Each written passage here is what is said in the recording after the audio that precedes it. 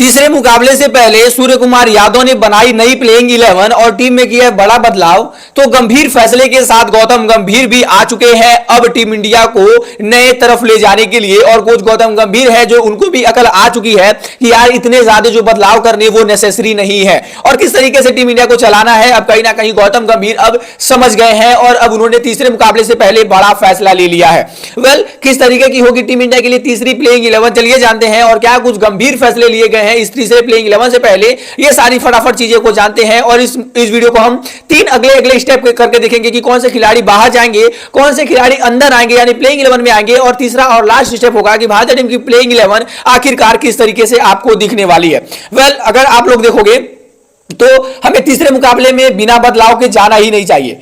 मतलब हाँ, ये साफ और सीधी बात है कि अगर हम तीसरे मुकाबले में यही सेम टीम लेकर जाते हैं और बिना बदलाव के जाते हैं तो एक मुकाबला हम एक बार फिर से गंवाएंगे और ये मुकाबला हम जैसे ही हारेंगे ये बात तो कंफर्म हो जाएगी कि ये सीरीज भी हम या तो बचाएंगे या फिर गंवाएंगे, क्योंकि ये तीसरा मुकाबला होगा और ये 4-5 मैचों की जो T20I श्रृंखला थी वो अब 4 मैचों की ही बची है। तो ऐसे तौर पर वो ही टीम सीरीज जीत पाएगी जो टीम या तो 3-1 से जीते या फिर 2-2 से सीरीज ड्रॉ हो। तो ऐसे तौर पर ऑस्ट्रेलिया अगर तीसरा मुकाबला जीतती है तो ऑस्ट्रेलिया का पलड़ा ऑलरेडी भारी हो जाएगा कि वो लोग जो है वो डोमिनेटिंग साइड पर हो जाएंगे। ऐसे तौर पर टीम इंडिया जो तीसरे मुकाबले से पहले काफी बड़े बदलाव के साथ जाने वाली है और ये बदलाव क्या कुछ होगा चलिए मैं आपको बताऊंगा। लेकिन अगर आप लोग भी यहां तक आ गए हो तो फटाफट वीडियो को लाइक करके चैनल को सब्सक्राइब जरूर कर लीजिएगा। तो पहले नंबर पर जानते हैं कि कौन से खिलाड़ियों की टीम से छुट्टी हो सकती है।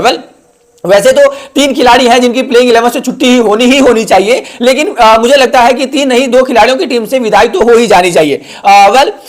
पहले जो खिलाड़ी है वो है सुमन गिल। आप लोग सुनकर चौंक गए होंगे कि यार उपकप्तान के बाहर निकालने के बारे में क्यों बात कर रहा हूं और कैसे बात कर सकता हूं, तो शायद आप लोग सही भी हो। लेकिन अगर आप लोगों को उनके आंकड़े के बारे में नहीं पता तो मैं बता दूं कि सुमन गिल जो है वो पिछले 9 पारियों में एक बार भी सिंगल बार भी 50 का प्लस स्कोर पार नहीं कर पाए हैं। और पिछली 9 T20I पारी में देखा जाए तो सुमन गिल जो है वो बुरी तरीके से फ्लॉप हुए हैं। एशिया कप के 7 मुकाबलों में और यहां पर भी 2 मुकाबले लेकर सुमन गिल लगातार बुरी तरीके से फ्लॉप हुए और एक भी 50 जो नहीं बना पाए हैं। ऐसे तौर पर समझ आता है कि आप T20 वर्ल्ड कप 2026 की तैयारी कर रहे हो और आपकी ओपनिंग ही इस तरीके की होगी, लड़खड़ाती हुई होगी। आप इस तरीके से प्रिपेयर करोगे तो आखिर कब तक और कैसे चलेगा। सुमन गिल को आखिरी ये सीरीज का मौका दिया गया है कि भले ही वो उपकप्तान हो, लेकिन कहीं ना कहीं ये बड़ा फैसला लिया गया है कि अगर वो इस सीरीज में स्कोर नहीं कर पाते हैं आने वाले 3 मुकाबलों में तो उनको ऊपर बड़ा बदलाव किया जा सकता है और साथ ही साथ कहीं ना कहीं उनको वाइस कैप्टेंसी से भी हटाया जा सकता है। हमने पहले भी देखा है कि वीरेंद्र सहवाग जैसे, युवराज सिंह जैसे खिलाड़ी जो है वो उपकप्तान होने के बाद भी टीम से उनको हटाया गया है।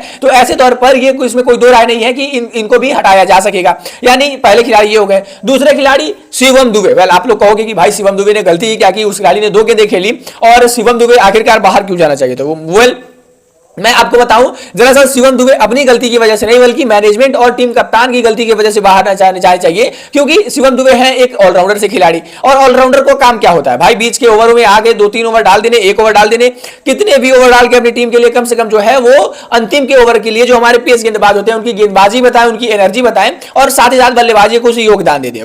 देखा जाए तो कहीं ना कहीं अब शिवम दुबे को प्योर बैट्समैन मानने चली टीम इंडिया, जो कि काफी ज्यादा बुरी गलती कर रही है। जी हाँ, अगर मुझे लगता है कि शिवम दुबे को एज अ प्योर बैट्समैन ही अगर आपको खिलाना है तो उनके जगह मुझे लगता है कि रिंकू सिंह जैसा बेस्ट ऑप्शन भी है। रिंकू सिंह बेहतरीन फिनिशेस कर भी देते हैं, वो लास्ट के 20वें ओवर 19वें ओवर में लग के छक्के भी लगाए जाते हैं, प्रेशर की सिचुएशन में खेलना भी जानते हैं। ऐसे तौर पर अगर आपको एक प्योर बैट्समैन खिलाना है तो मैं रिंकू सिंह की तरफ जाऊंगा। अगर आपको शिवम दुबे से गेंदबाजी करानी है तो फिर तो ओके है कि आप उन्हें कम से कम 2 ओवर ही लेकिन नहीं देने हैं, तो ऐसे तौर पर आप रिंकू सिंह की तरफ जा सकते हो। वहीं पर तीसरा बदलाव तो होना चाहिए और वो तीसरा बदलाव होगा हर्षित राणा के रूप में। हर्षित राणा भले ही दूसरे मुकाबले में 33 गेंदें खेले हो, 35 रन की योगदान दिया हो, लेकिन कहीं ना कहीं अगर आप लोग देखोगे तो ये योगदान इतना ज्यादा बड़ा नहीं था और ये योगदान का कोई मतलब भी नहीं था। मतलब जहां पर आपको अभिषेक शर्मा को स्ट्राइक देना था, उनको ज्यादा से ज्यादा खिलाना था, तो आप गेंदें डॉट करने पे लग गए और आपने 33 गेंदें जब तक खेली। अभिषेक शर्मा जो एक तरफ से ताबड़तोड़ पारियां खेले थे वो केवल 9 गेंदें खेल पाते हैं उस 33 गेंदों के दौरान।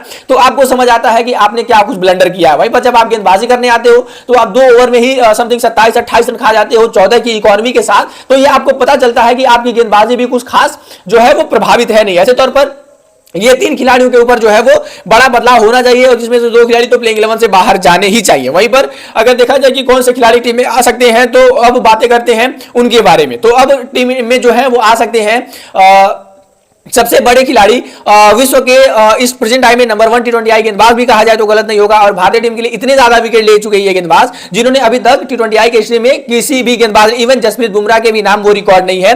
जी हां, मैं बातें कर रहा हूं अर्शदीप सिंह की। अर्शदीप सिंह को मैनेजमेंट क्या कुछ सोचकर बाहर निकाल रही है, ये तो मुझे सोच से ही बाहर है। मतलब जो लोग भी देख रहे हैं ये वीडियो शायद उनके भी सोच से बाहर होगी, क्योंकि पिछली बार जब हम 2024 का टी20 वर्ल्ड कप जीते थे तो उस टीम में भी हमने 8 नंबर तक बल्लेबाजी रखी थी, जहां पर हार्दिक पांड्या, शिवम दुबे, अक्षर पटेल, रविंद्र जडेजा, इतने उपयोगी आपके पास ऑलराउंडर थे, विराट कोहली, साथ ही साथ रोहित शर्मा, इतने सारे बड़े बड़े खिलाड़ी आपके पास थे और नंबर 8 तक आपके पास बल्लेबाज थे।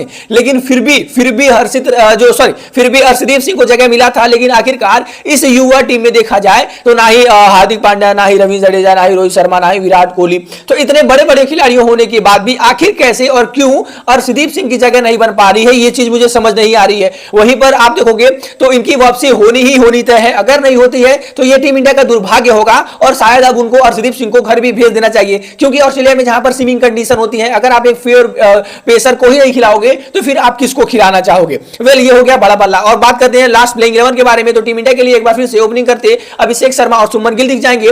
नंबर 3 पर अब आपको मुझे लगता है कि सूर्य कुमार यादव को ही आना चाहिए, नंबर 4 पर तिलक वर्मा को, नंबर 5 पर संजू सैमसन को, नंबर 6 पर आपको शिवम दुबे को, नंबर 7 पर अक्षर पटेल को, नंबर 8 पर कुलदीप यादव, नंबर 9 पर जो है वरुण चक्रवर्ती, 10वें पर आ गए हर्षित राणा और जसप्रीत बुमराह, और 11वें नंबर पर अब आपको देखने को मिल जाएंगे अर्शदीप सिंह। यानी 7वें नंबर पर आपके पास प्योर बल्लेबाजी हो जाती है और 4 आपके पास गेंदबाज भी हो जाते हैं। तो इस तरीके की कुछ इंडिया की प्लेइंग 11 फॉर श्योर आपको होते हुए दिख जाएगी।